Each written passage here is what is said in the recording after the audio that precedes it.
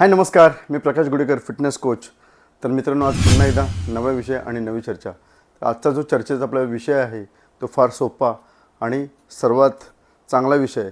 त्याचं नाव, रात्री जर का आपण जड जेवण घेतले तर आपल्या शरीराचे वजन वाढेल का.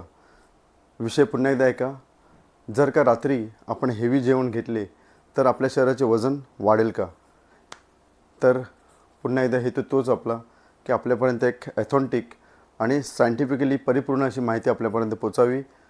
तर आपण थेट विषयाला सुरुवात करूया. लक्षात घ्या, सर्वसामान्यपणे किंवा सर्वसाधारणपणे रात्री हलके जेवण घेण्याची सवय ही आरोग्याच्या दृष्टीने फार चांगली असते. पुन्हा एकदा मी म्हणेन ॲज अ फिटनेस कोच की तुम्ही कधी खाता हे महत्त्वाचे नसून तुम्ही काय खाता हे महत्त्वाचे आहे.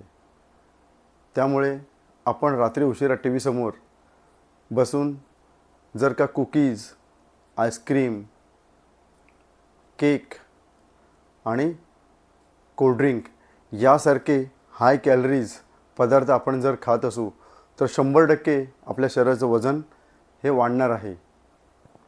त्याच्यानंतर रात्रीच्या जेवणामध्ये कार्बोहायड्रेट घेण्याची सवय ही टाळली पाहिजे.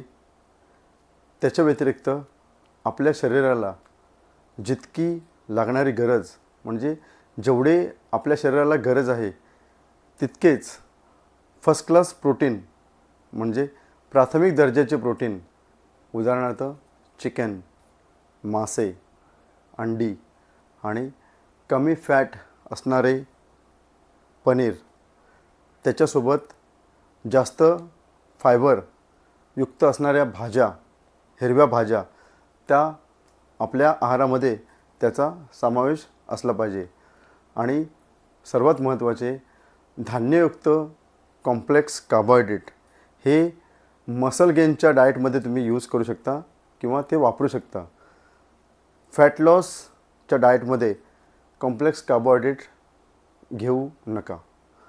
तर ही होती आजची सर्वसाधारण थोडीशी चर्चा आवडली असेल तर मित्रांनो, चॅनलवर जर का नवीन असाल तुम्ही तर चॅनलला जरूर सबस्क्राईब करा. अशाच नवीन अशा ॲथॉन्टिक आणि एज्युकेशनल व्हिडिओ बघण्यासाठी माझ्या चॅनलला सबस्क्राईब करा, विषयाला शेअर करा आणि चॅनल ग्रो करा. तर मी पुन्हा एकदा नवीन विषय घेऊन आपल्यासमोर लवकरच उपस्थित राहतो.